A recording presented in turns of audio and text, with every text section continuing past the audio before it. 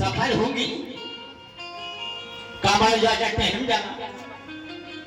पण कहा कहू घेतल्यास या होत नाही न मा काम जमत नाही